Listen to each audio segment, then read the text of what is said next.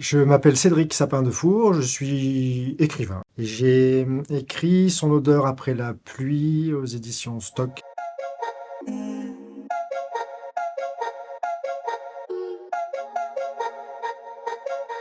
L'appel de la forêt. Buck et enfant, cette espèce de tentative de compréhension de la sauvagerie des hommes et de la sauvagerie du monde animal et la tentation d'embrasser la seconde.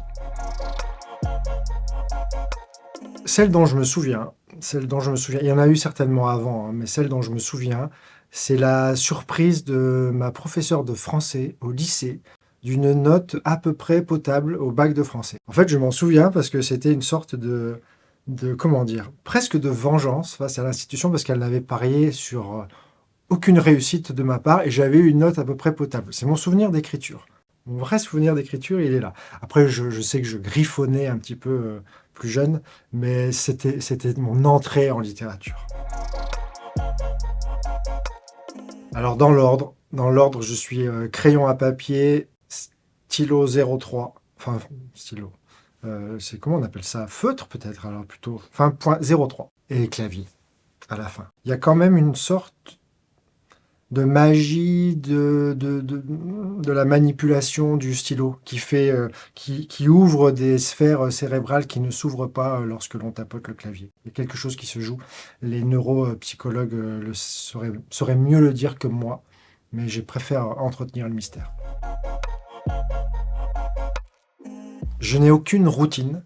Je n'ai pas une approche artisanale de l'écriture. Enfin, si, artisanale au sens du crayon et du cahier, mais au sens de la routine et d'horaires relativement filés, comme ça, fixes, constants. En fait, j'ai l'impression que c'est l'écriture qui me dit c'est maintenant. L'écriture n'échappe pas à toutes ces activités humaines. C'est-à-dire qu'il y a des moments où on est totalement incompétent, totalement mauvais et rien ne se fait. Et il y a d'autres moments, on ne sait pas pourquoi, il y a une sorte d'appel, on parlait d'appel de la forêt tout à l'heure, il y a une sorte d'appel de l'écriture aussi qui vous dit, là, peut-être que la fluidité et peut-être que toutes ces choses qui ne s'organisaient pas jusqu'à maintenant vont te parvenir de manière assez fluide. Donc en fait, c'est quand l'écriture me dit que c'est le moment. Et alors là, ça peut par contre survenir à n'importe quel moment, peut-être dans 2 minutes. Il me faudra sortir de cette salle. Alors déjà, la toute petite histoire, c'est qu'habituellement, pour mes ouvrages précédents, le titre, j'étais totalement incapable de le trouver. Me suis toujours appuyé sur mes éditeurs. Et là, on parlait du crayon et de la feuille. Je me souviens précisément d'avoir écrit Son odeur après la pluie, avant le premier mot. Parce qu'il y a la pluie, donc il y a le dehors, il y a les éléments, ce milieu naturel au sein duquel moi je vis depuis tout petit. Parce qu'il y a l'odeur, et l'odeur c'est un sens, l'odorat c'est un sens parmi d'autres. Et je savais que j'allais m'aventurer dans cette écriture dans le parlement des sens. L'ouïe, l'odorat, le toucher. Donc je tenais à ce que dès la couverture, le lecteur soit conscient qu'il allait élargir sa palette de sensualité, de sensorialité. Et son parce qu'on parle de quelqu'un. On parle d'un être vivant. C'est pas l'odeur après la pluie, c'est son odeur après la pluie.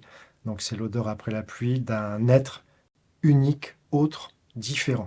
Donc il y avait tout ça, il y avait l'incarnation, il y avait la sensorialité, la sensualité, et il y avait le dehors, tout ce qui, moi, structure mon existence. Une porosité au bonheur ou quelque chose comme ça. C'est annonciateur du questionnement, en fait, permanent. Je préfère de loin me poser des questions, attiser les incertitudes plutôt qu'avoir des réponses, des garanties. Et donc cette première phrase, en fait, c'est déjà une interrogation. Pourquoi ce chien est entré dans ma vie à ce moment-là? Est-ce que c'est parce que j'étais beaucoup plus disponible au bonheur qu'à d'autres moments de ma vie? Ou est-ce que c'est autre chose? Et finalement, quand on écrit, peut-être qu'une des intentions, c'est de répondre, d'entretenir, d'entamer un dialogue avec je ne sais qui et peut-être obtenir des réponses aux questions que l'on se pose. Ça annonce cette idée qui est la mienne que de faire un bout de chemin avec le lecteur, de ne surtout pas, alors de surtout pas de donner de réponses, encore moins de leçons, mais de m'interroger au fil des pages et de prendre par la main le lecteur et que nous nous interrogions ensemble. Ça va être d'une banalité sans nom. Quand on nous pose ces questions, on essaye toujours de trouver un auteur ouzbek que personne ne connaît en se disant, bon tiens là quand même, je vais en leur mettre plein la vue. Mais c'est l'usage du monde de Bouvier. On n'y peut rien. Enfin, moi, vous voyez, j'en parle. Heureusement, je ne suis pas bras nu, parce que vous verriez cette émotion qui me parcourt. Je ne sais pas en quelle matière, en effet, si, après la lecture de l'usage du monde, on n'a pas la poudre d'escampette en soi et les fourmis dans les jambes. Ouais, c'est un livre qui est là, toujours près de moi.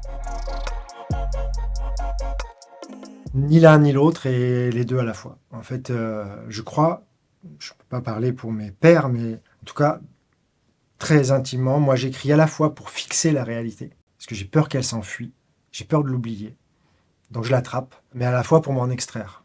Donc je ne sais pas si c'est paradoxal, si c'est pas tout à fait cohérent de dire ça, mais ce sont ces deux choses-là. Vivre ne suffit pas tout à fait, et moi j'ai besoin d'en faire quelque chose. Je ne sais écrire que sur ce que j'ai vécu, éprouvé intimement, mais à la fois l'écriture, elle est un moyen, comme la lecture, d'évasion et d'extraction du réel. Donc c'est un peu ces deux mouvements qui n'en sont peut-être qu'un, mais fixer et un peu fuir.